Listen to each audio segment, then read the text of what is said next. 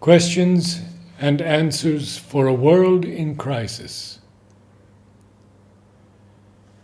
Today, in our series, Questions and Answers for a World in Crisis, we look to Sri Aurobindo and the Mother for an understanding of the word grace. We often speak of divine grace or God's grace, but what do we really know about grace? Yet so many have felt or experienced something we would term as a supreme or divine grace. So here are the words of Sri Aurobindo and the Mother.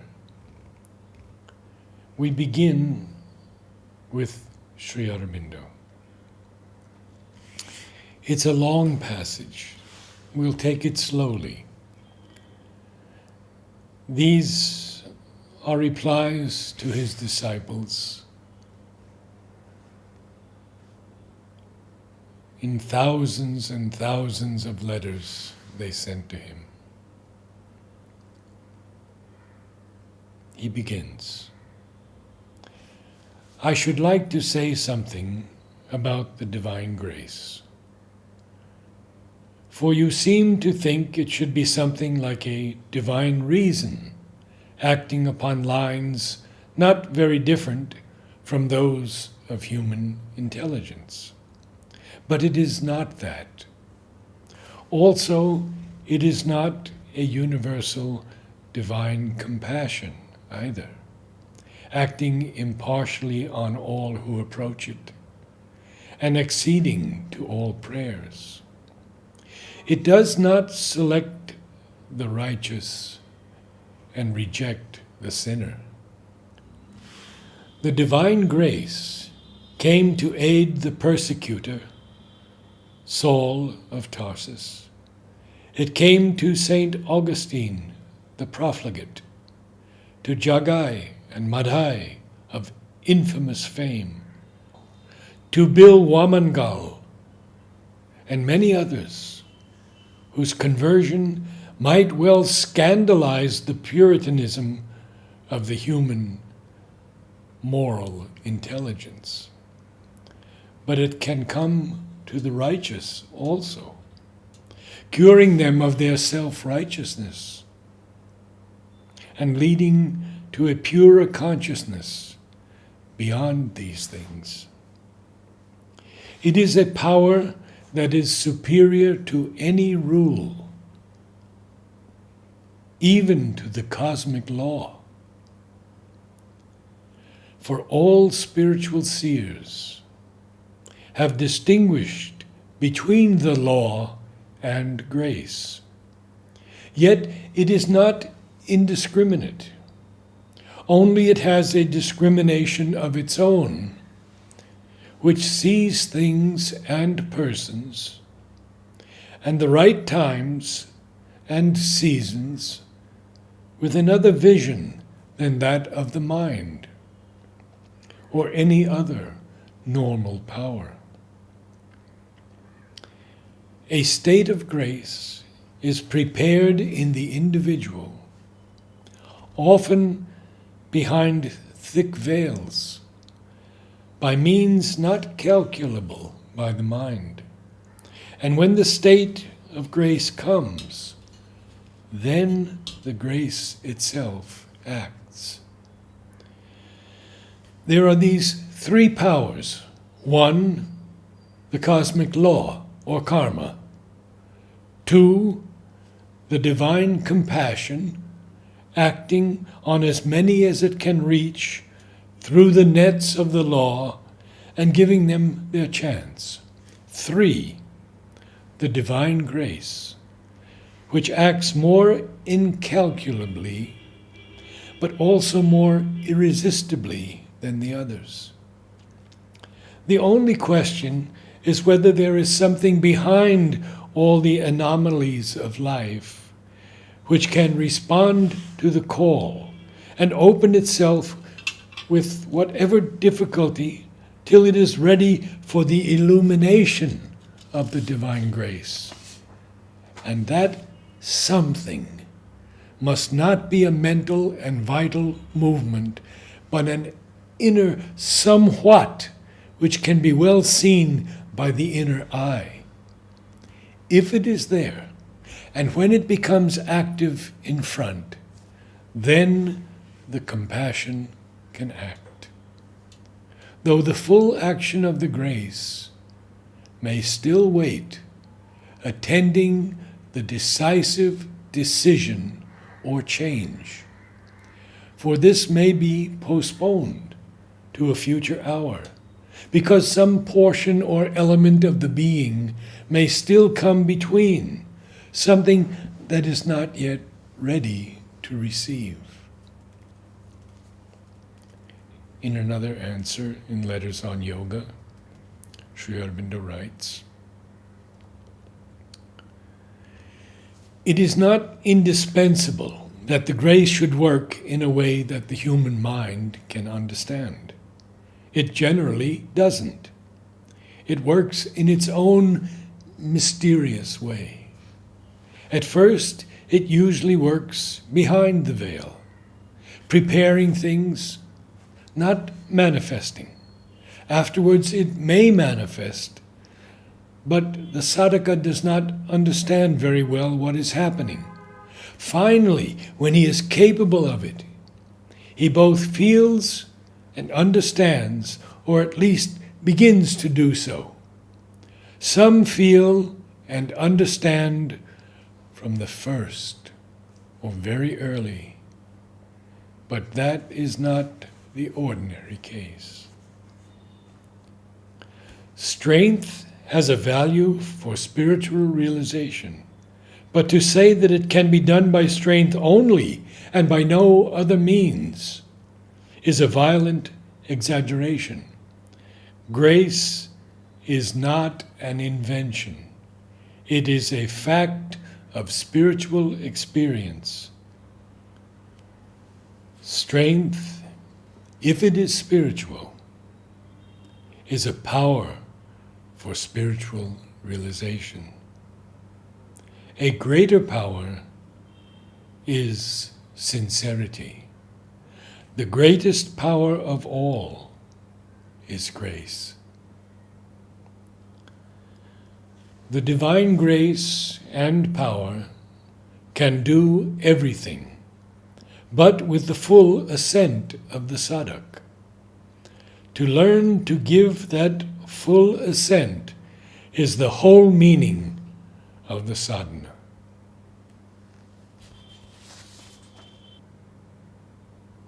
The grace is equally for all, but each one receives it according to his sincerity.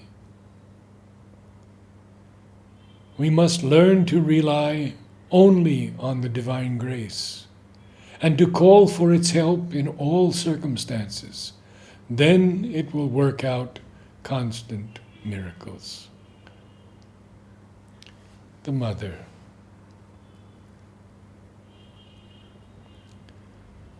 The grace and the help are always there for all who aspire for them, and their power is limitless when received with faith and confidence.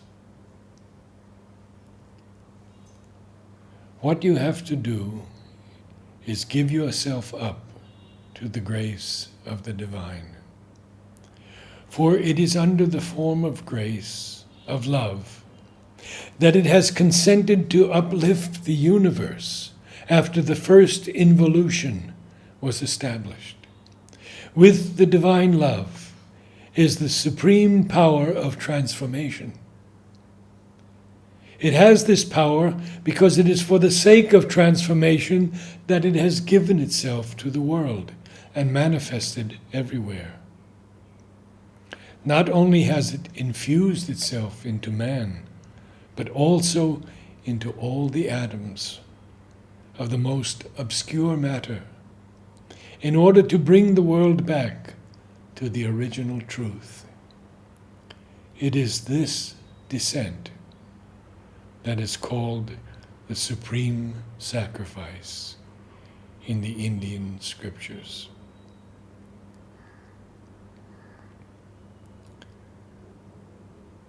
Mother continues, the divine grace is always with you, and by your trust, you allow its action to be effective.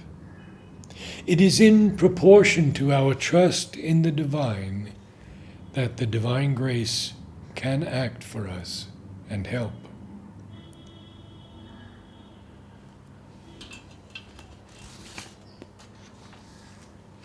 With trust in the divine's grace, all obstacles can be surmounted. This was written in 1954. When we trust in the divine's grace, we get an unfailing courage, also written in 1954. Have full trust in the divine's grace, and the divine's grace will help you in all ways. Question to the mother. Sweet mother, how can I subdue the children's naughtiness when I tremble before it? How can I call down an atmosphere in which these wrong movements will not occur and no bad talk will come from the children's lips? How can I bring peace and wisdom into this chaotic mob? I am too weak, too shy. How should I act so as to be able to control this movement in them? Mother, in order to bring peace and wisdom, one must be wise and peaceful. You say that you are weak, but nobody is asking you to rely on your own strength.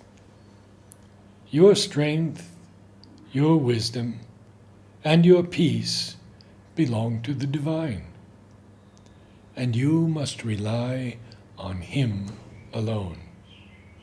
Have an absolute trust in the grace. Set aside your little personality and allow the grace to act. It will make you do what is needed, and everything will be all right.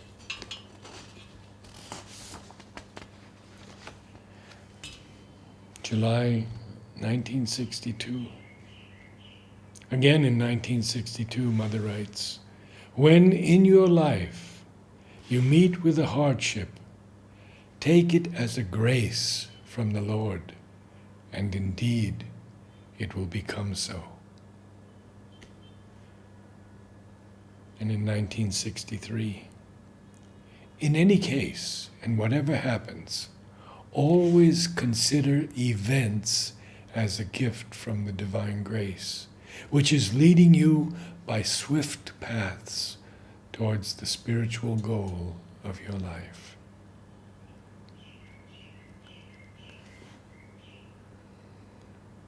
The Supreme has sent His grace into the world to save it. Sri Aurobindo. The divine grace is there, ready to act at every moment, but it manifests as one grows out of the law of ignorance into the law of light.